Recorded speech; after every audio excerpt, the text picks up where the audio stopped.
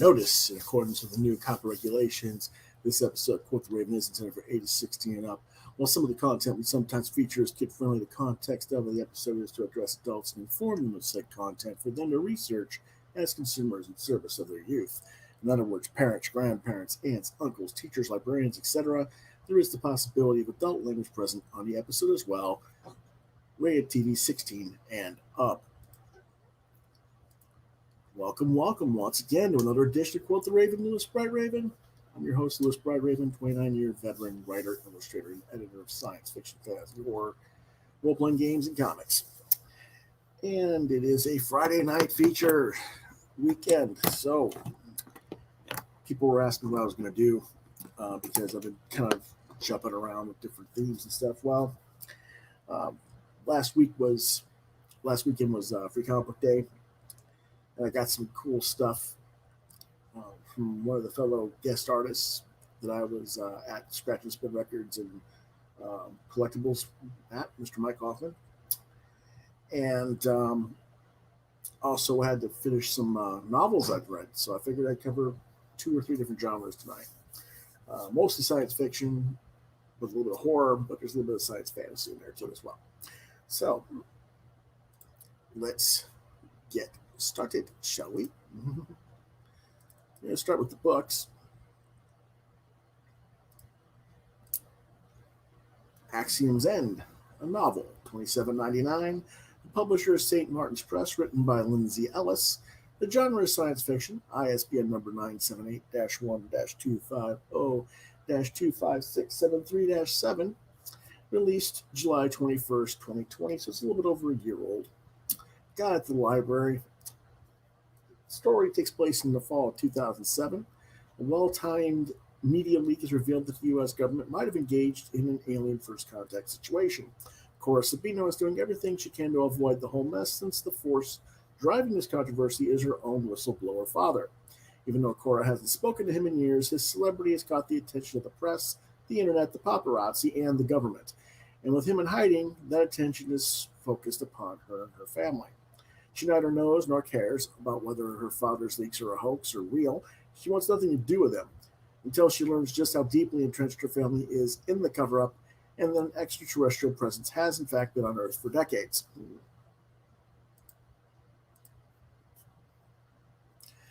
Realizing the extent to both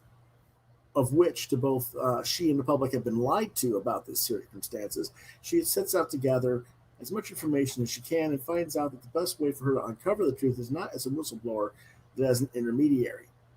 The alien presence has been completely uncommunicative until she convinces one of them that she can act as their interpreter, becoming the first and only human vessel of communication. Their otherworldly connection between Cora and the alien will change everything that she thought she knew about being human and could unleash a force more sinister than she ever imagined. What I thought of it. The story starts off very slowly. I'm not sure what it is about, but this seems to be a commonality for many first-time novelists. This is Lindsay Ellis' first novel. They just seem to take forever to get the story moving as they set things up, and they talk about stuff to set things up. And to me, it's just boring. And so damn boring, to be honest. Once they get the story going, it gets engaging and you enjoy it. But when you're reading 40 to 75 pages into a story before you actually can start saying you got into a story, that's not a good thing. Plot-wise, this is very much in the same vein as the 2016 movie Arrival that starred Amy Adams. It's not so much a science fiction story as it is a story about linguistical studies and the differences of which we use to communicate when we communicate, whether that's verbally, with our physical cues, how we use our hands or how we have facial expressions, body language, stuff like that, visual cues via written or pictorial communications, stuff like that. And the differential between our cultures as humans and what is the commonality between them, as our character Cora, the protagonist, is learning how to decipher the entirely alien culture, and they, the alien in turn, trying to decipher ours, when our culture is at best a fractured one. Ellis's prose is fluid, and you might not notice the slower pace at which the story is moving at the beginning of a novel, comparative to this week's other first-time novelist, Natalie Walschots, who we'll talk about in a minute. But I also think that the work, while not dry for me personally, because I had to study linguistics in college, and I get a lot of what the author is trying to drive at. But I could see where the author had to cut out a lot of academic jargon out of the story, a lot of academic, scientific material that I think probably should have been in there, but had to be cut out because a casual reader wouldn't have interest in it, because they wouldn't understand it or wouldn't know about it.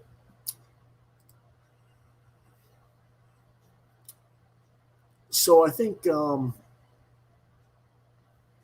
several general public readers, I guess you could say, the story is about the alien and the first contact, not the linguistics and the study of comprehension of what language is, which is what Cora is actually doing as an interpreter, and how this experience of having to interpret humanistic representation through language is changing her at the very core of her existence, as she's trying to understand not just the aliens' culture, but her own culture, and not just her culture, but the culture of humanity, which is larger than our own individual cultures. So trying to find that ground and that commonality, and finding herself asking and not knowing and not understanding not only the alien culture, but that of our own humanity as well, is a key point of the story. This is exacerbated and made even more difficult by her father, Niles Ortega, who keeps himself hidden from the world under the guise that the government wants to shut him up for being a whistleblower. But the reality is he's really just a cult of personality. And he creates problems for everyone, most notably for Cora, but he creates a political narrative that doesn't get resolved in the book. And it will be addressed in what I presume will be a follow-up to this book, because the book was very successful. The alien, who's known as Ampersand, is very cool in his own way, though I do wish that Ellis had gone with something a little less humanoid in visual appearance to make it even more unique, but I understand all the reasons why it was done the way it was done. The story is as much about empathy and the comprehension of others, and using that ability to empathize as a weapon and weaponize that. Both Niles and Ampersand are masters at not so much empathy, but manipulating other people in the guise of empathy. And Cora is, in effect, playing catch-up to their mastery throughout the story. That having been said, it's not that either Niles nor Ampersand cannot legitimately empathize and have genuine understanding and care for others. But it's about... There's a dichotomy between these two characters. Niles' use of manipulation and stuff is entirely ego-driven. It's about him being center of the universe and his way of doing things. And he doesn't care who he hurts, to be honest, as long as he gets his point of view across. Ampersand's manipulation of other people is more about him trying to do it in the context of self-survival. He's more prone to have genuine empathy for Cora and for humanity in the long run, but Niles is arguably broken and may never have that true quality. Because in order to have true sympathy and true empathy, you have to sublimate your own personal interests in order to truly empathize. And Ellis doesn't seem to have given Niles that quality, at least not yet. Ampersand at least seems to be learning it as the story goes.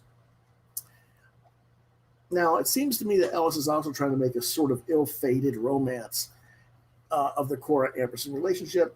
I'm not sure how that's going to play out in the sequels. It's very trope-centric. The whole Beauty and the Beast, Angel and Buffy star-crossed lovers theme that's been played out before, and I'm not sure it entirely works for me in this book. But I do think the audiences will at least recognize it and be engaged for it and root for the pair as the story progresses, unless they consider Ampersand just an alien creep using Cora, which is entirely a feasible reaction as a reader, in which case you're not going to cheer them on to be a couple. You're going to want her to wisen up. Overall, it is a nice debut novel. It is better than the one I'm about to review next. But I can't promise you that I'm going to pick up the sequel when it does come out, whenever it does come out, because I really did not like the fact that there wasn't a point of real closure here. It kind of leaves you hanging at the end of the story, and I didn't like Niles as a character. I didn't like the set of circumstances that were presented the way it was presented. Everything works. It makes sense. I can't really put my finger on it. It just wasn't the element that there was some element that it was missing or something, that it just didn't get to me the same way I've wanted to. But it's still it's certainly above average comic book rather. So I give it 4 out of 5 stars. Let's move along to our next book, which is HENCH, a novel, $27.99. That seems to be the common price for hardcover novels these days, in that range. The publisher is William Morrow. The writer is Natalie Zina Walschots. The genre is superhero fantasy. The ISBN number is 978-0-06-297857-8.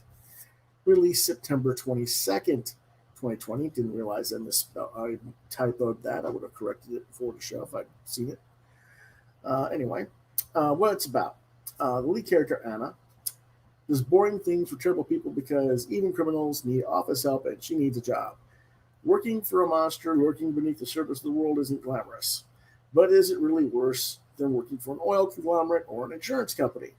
In this economy?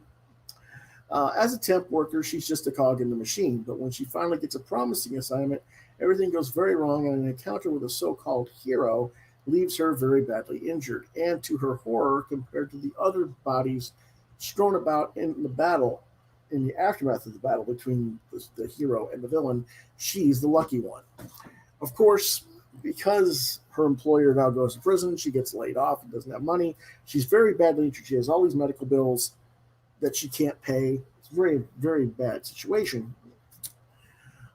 She has no mobility, only her anger and her internet research acumen. She discovers her suffering at the hands of a hero is far from unique. When people start listening to the story that her data tells, she realizes that she might not be as powerless as she thinks, because the key to everything is data, and knowing how to collate it, manipulate it, and how to weaponize it. Very much similar themes to the weaponization of language and linguistics in Axiom's End. By tallying up the human costs that these caped forces of nature wreak upon the world, she discovers that the line between good and evil is mostly marketing. And with social media and viral videos, she can control that appearance. It's not too long before she's employed once more, this time by one of the worst villains on Earth. As she becomes an increasingly valuable lieutenant, she might just save the world. But at what cost? Well, Anna will tell you. Just let her run the numbers first. This is Walschots' debut as a novelist, and it shows. The start of the novel is slow going, like Axiom's End. I had to struggle through the first 50 to 75 pages of setup to get to the actual real start of the story, where our protagonist gets mauled along with the rest of her colleagues by the hero. Probably could have gotten to it in half the number of pages.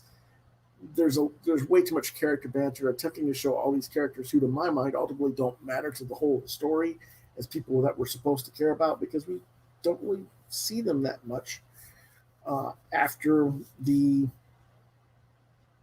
body horror, event. I guess you could say. Now, the concept is nothing new.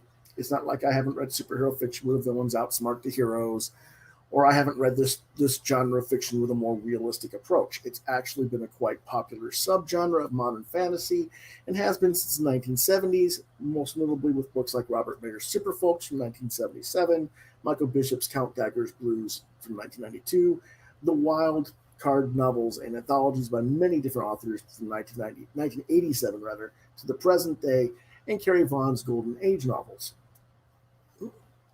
And the latter is clearly an influence on Walschots' work, though it's taken from the perspective of the flunky hench person. Perhaps not so ironically, even the lead character's name in this book is named Anna, as is the lead in Carrie Vaughn's Golden Age novels. That's why I was like, yeah, she's definitely influenced by Vaughn here, but she's not as good as Vaughn.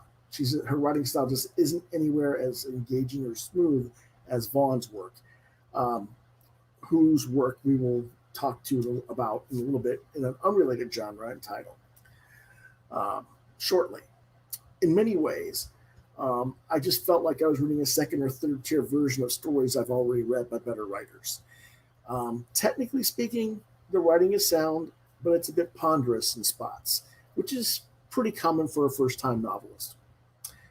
It's a respectable first novel, but it's not anything groundbreaking, and nothing that really makes me think that I'm going to seek out more from this author. It is recommended for ages 16 up due to language and body horror. I gave it 3 out of 5 stars. It's pretty much just an average story.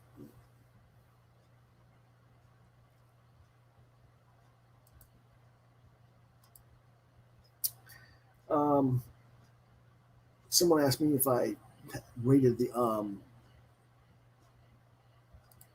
first book. I don't know. Did I? Yeah, I gave it 4 out of 5. Okay. Thought I recommended the age and total it was 4. Okay. Let's go on to our next book, which is Questland by the aforementioned Carrie Vaughn. $15.99. This is soft. This was a paperback edition from Mariner Books. Writer Carrie Vaughn. Genre postmodern fantasy. ISBN number 978-03583-46289. All I can do is go by what the code numbers that they give me on the library. It was released June 22nd of this year, so it's only been out not quite 2 months. What it's about. Professor Addie Cox is pulled into a real-life role-playing game in this entertaining genre bender from Vaughn, best known for the Kitty Norval series. She goes to this island, Insula Mirabilis, the wonderful island. It's the brainchild of technology giant Harris Lang. Conceived as a fantasy theme park off the coast of Washington State, complete with magic and mythical creatures, all created through advanced technology. But after Lang's production team mutinies and isolates the island under a high-tech shield, Lang hires a team of soldiers to quash the rebellion and brings in Addie to help the mercenaries understand the myth and folklore that rule the island, or more accurately, help them understand the guy that is possibly the head of the rebellion because it's her ex-boyfriend.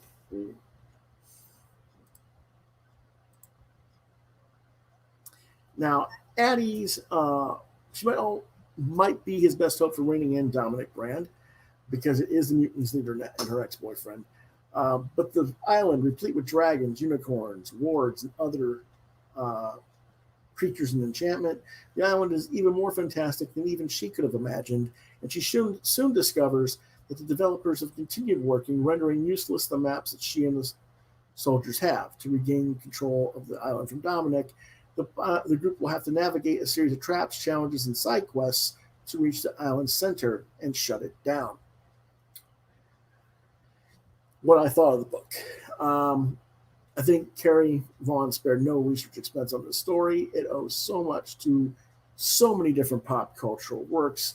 It's Jurassic Park meets Aliens meets Ready Player One meets Tolkien, and that's just on the surface. There's tons of other references from movies, TV shows, books, video games, and yet Vaughn manages to cut through the entire geekdom so deftly that even the most non fan of anything can still understand what's going on in the story and why it's happening. Um, that's masterful writing. That is something that very few authors could actually achieve, because when you are um, delving into that geek side of yourselves, you tend to get lost in yourselves, and you're writing for yourself rather than writing for a mass audience. That happens all too often, unfortunately. And she masterfully avoids that, in my opinion, while still giving everybody who is a nerd or comic book dork or, you know, fantasy geek, whatever it is you are, um, she knows where to give you a nod and a respectful um, pieces of the puzzle that'll make you light up with delight. The characters. Addie Cox is well rounded. Everything is coming from her point of view. So, where some of the other characters may not be as well developed, maybe a bit underdeveloped, keep in mind we're not dealing with an omniscient narrator.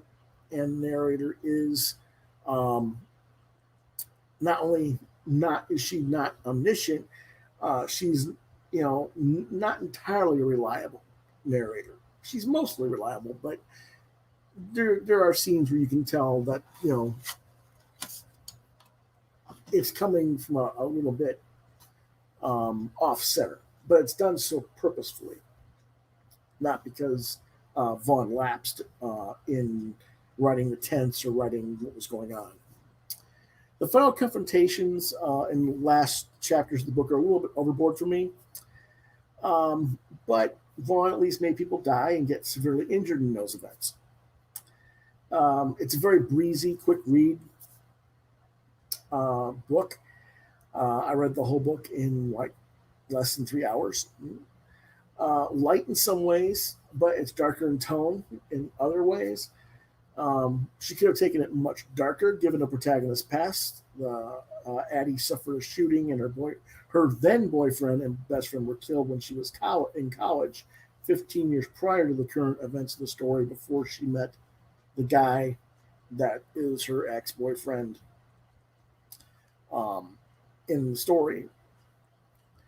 So this story could have gone much, much darker than it did.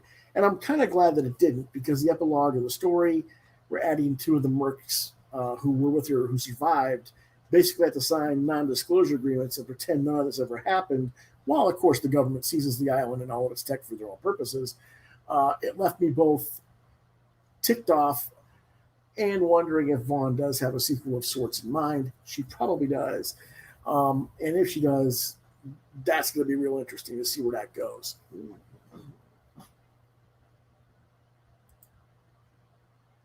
Whoops. Sorry about that. For some reason, I guess the rating page isn't on here. I thought the rating was on that. But the rating for Questland is definitely a 5-star book. Yes, I do give it 5 stars. I don't really find any real flaws in it. Like I said, very quick read. Vaughn has the exceptional gift of being able to keep all of the nuances and geek speak, as you will, there for audience who will recognize it and appreciate it for what it is, but not to the point where it will lose a general audience. And like I said, maybe the very ending, I thought was a little bit much, but a little bit over the top, but it still works. So I don't really have any problems with it. I'll give it a 5 out of 5. And I'd recommend it for ages probably 14 and up because it does have the story of,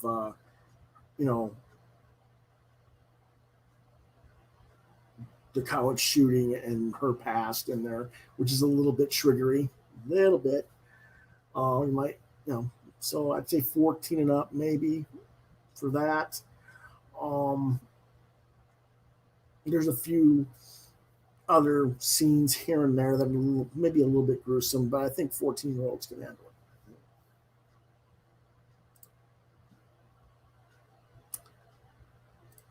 And that covers our book reviews for this week, and pretty much our science and fantasy fiction stuff that we're going to talk about today. So that takes us to our next thing, which is the horror genre, and specifically 3 albums I got this past weekend at Free Comic Book Day. I was at Scratch and Spin Records and Collectibles in West Columbia, South Carolina, as a guest. And one of our fellow guest artists was Mike Hoffman, and he's also a musician. He's made these really cool CDs. So we're going to take a look at those. It's called the Monster University CDs group. And there's the soundtrack, Touchdown, and Pajama Party. Music is by the Vaughn Hoffman Orchestra. The genre is Halloween, parody, comedy, novelty songs. You can find this stuff on iHeartRadio, on Spotify, on Apple Music, on Amazon Music, on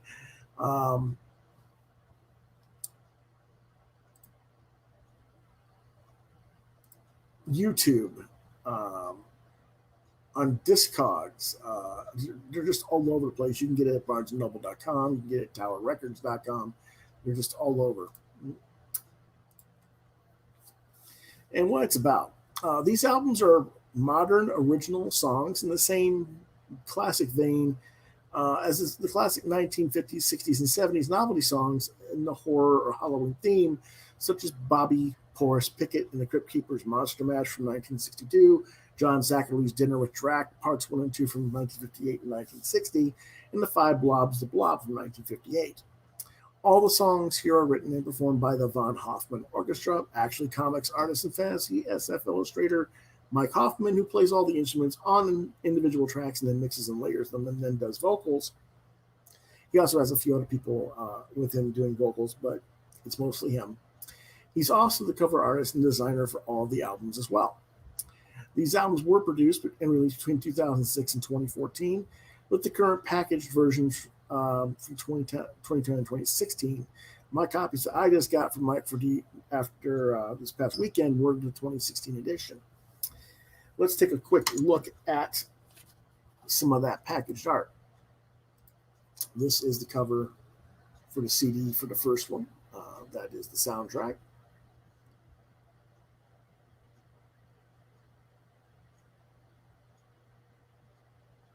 I'm going to make sure I'll get, there we go. That's the first one. This is the Touchdown cover.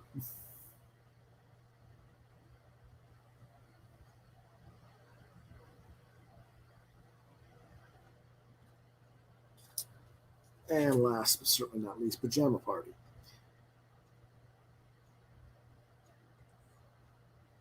With the demon girl and a teenage Frankenstein girl and a vampire chick reading the book and a werewolf chick. And of course, the other two girls in the background having a pillow fight. Pretty cool stuff. With, of course, the guy peeking you on him through the window. So there's all kinds of cool stuff there. But that's the package art for the front covers. I'll show you the back covers as well in a little bit. Truthfully, I did not know what to expect when I started to listen to these. I expected the work to be akin to novelty tracks of the past, and they very much are. They'd be perfect on the Dr. Demento show, or for those of you who want to throw a Halloween costume party. Maybe not so much likely right now these days with the COVID situation, but those of you who might want to risk it, in a couple of months. If or maybe things will be better. Maybe we'll find a cure for Delta variants or something. I don't know. But you're more than welcome to do so. It's your life. I'm not going to tell you how to live it. I found that the music can be played as background music and not be overly distracting. In fact, I didn't even notice when two of the CDs ended. Um, they were just there. And this is both a good and bad thing. It could be that the music didn't grab me enough, or it could be that it's just the right kind of music to play in the background while you're writing or drawing so that it's there without distracting you from the task at hand. I think it's more the latter because I did like the music, but maybe it's just a little, I don't know. We'll see. My opinion on that may change as I get more familiar with the tracks on these albums. I've only listened to them once so far, each album. And while certain songs have become my favorites, with these kind of albums, I tend to let an entire CD play out instead of hitting specific tracks. My favorite track on the first album, Monster University, is She's a Werewolf, and that's by a long mile, and we'll play that in a moment. The Touchdown album, I think my favorite songs are Vampires Are Forever and maybe Kiss the Bride. And with the Pajama Party album, Transylvania Dreaming, I think it's pretty obvious what that is. Halloween Hoochie Coo, I think we know what that's a parody of. And Everybody Dies are my favorites. I spent $25 for all three CDs. I consider them a worthwhile investment. I doubt I'll be giving anything out at Halloween this year. Last year, the people just weren't appreciative at all for all the effort I put into making the art cards and the figurines for the kids. So I figured why waste all that time and money to do it. But I will probably, I'm almost certain I'll have these albums out playing just to fill the mood. You know, they're perfect albums. And again, you know, this is the original Monster Mash from Bobby Pickett and the Crypt Kickers, and it's that same kind of thing. If you don't know, this artwork is by Mike Kaluta, and this is clearly what Hoffman was inspired by. Was this album, this kind of artwork, this whole package. I was fortunate to get that a while back, about a year ago, actually, from Scratch and Spin as well. Very glad to get that. But let's take a listen to that She's a Werewolf song.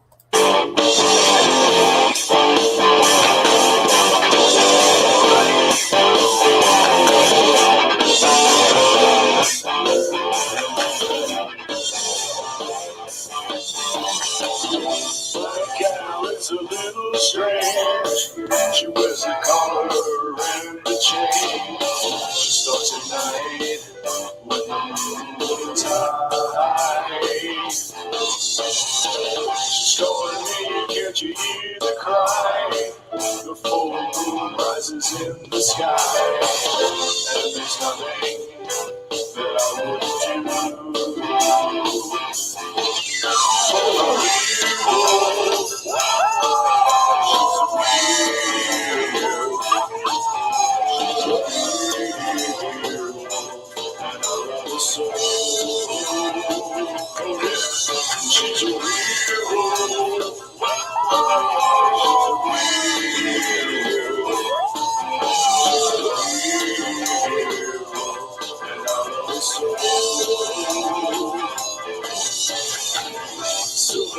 Take a mad attack.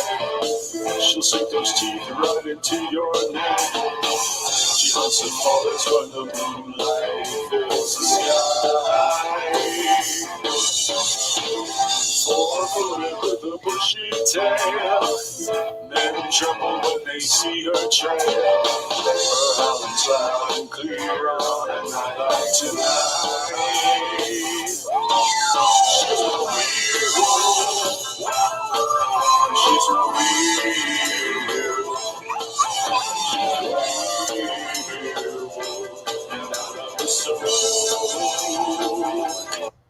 That's enough, I think, to give you an idea of what that is like.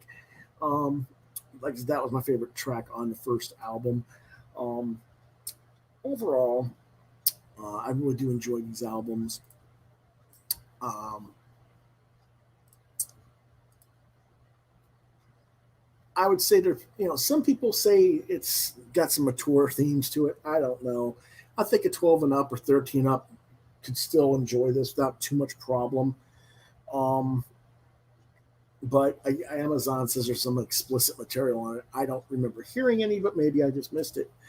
Um, but again, you can find these albums on Apple Music, Spotify, Amazon Music, um, MikeHoffman1.bandcamp.com, TowerRecords.com, BarnesandNoble.com, and numerous other digital platforms or websites as purchased for singles or the entire album. Um, Very easily found. I give these collectively a 4.5 star review. Uh, Not quite the perfect album. There's always a few things that are not my favorite song in the world, but overall, really nice stuff. I'm very happy to have invested in them. So again, this was the first one. I'm going to go ahead and put let you guys see that artwork he did design for the CD cover there on an actual CD there, CD label. Very nice stuff. Again, that's the front cover and the back cover, all art by Mike Hoffman, who will become a guest probably around October. We'll probably come revisit these with Mike himself.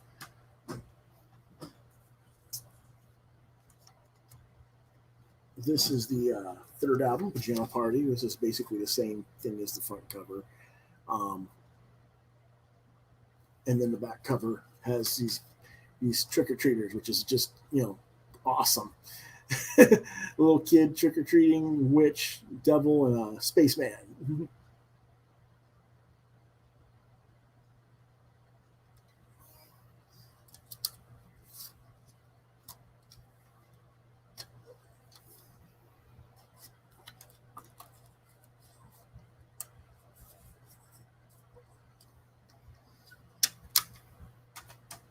And of course, we have Mosh University Touchdown. This is them inside the frat house. Um, Basically,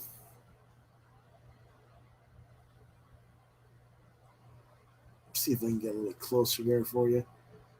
There you go. I don't want to get too much of the light reflection from the computer screen on here, so you might not. Like I said, if I show too much in there, there we go.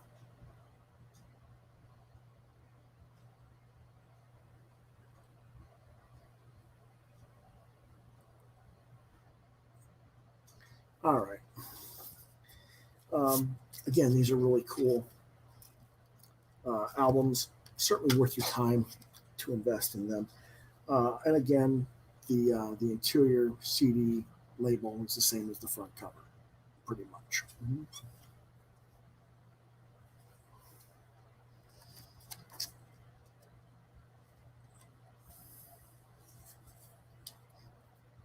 What I will try to do when I have Mike in the future, we'll see if we can maybe do a little bit of a live show. Do one or two songs, maybe. We'll see what we can do.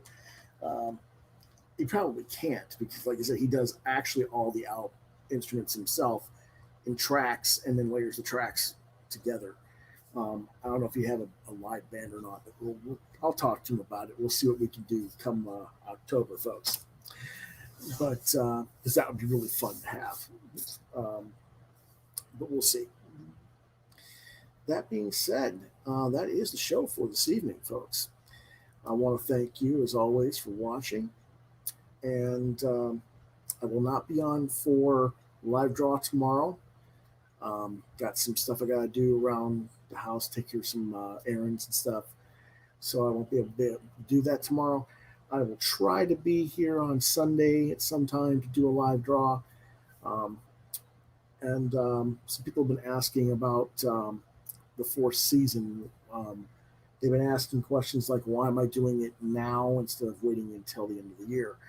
Um, as you may have noticed in the last few weeks, there's been a change in how I've been putting in people as guests and bringing them on different days instead of the traditional Thursday night chat room or Thursday night talk.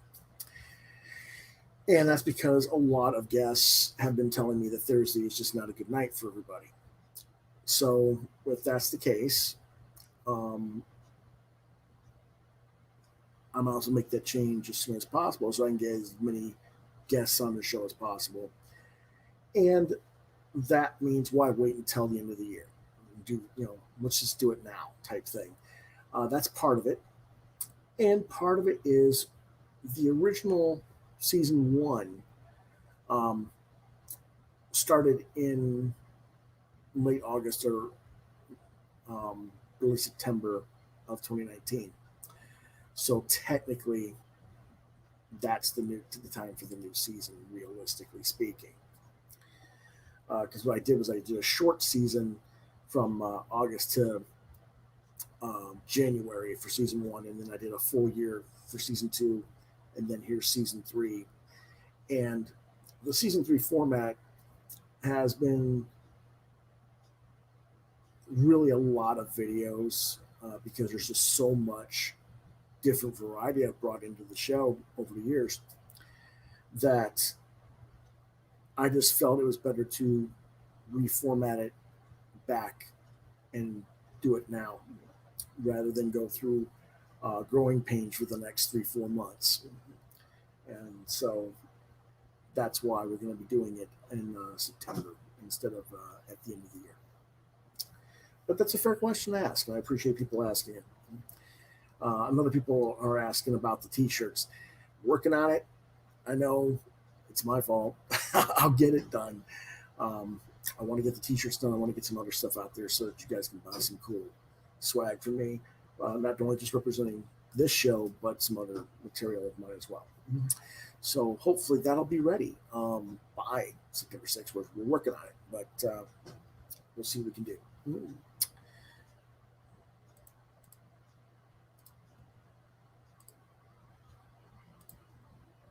So,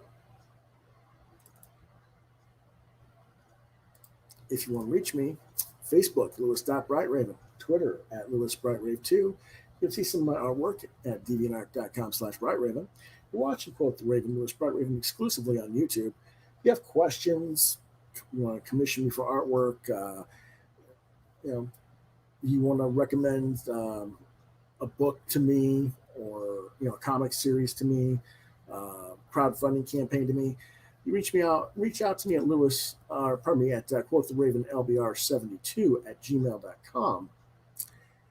And I'll do my best to get back with you either personally or live on the air.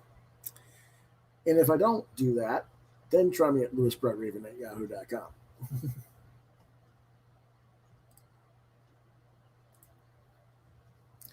Mondays, we normally have comics, news, and reviews. Wednesdays, we have What Did You Get This Week? Thursdays is Round Table Talk at 9. And Fridays is our genre night, sometimes with guests.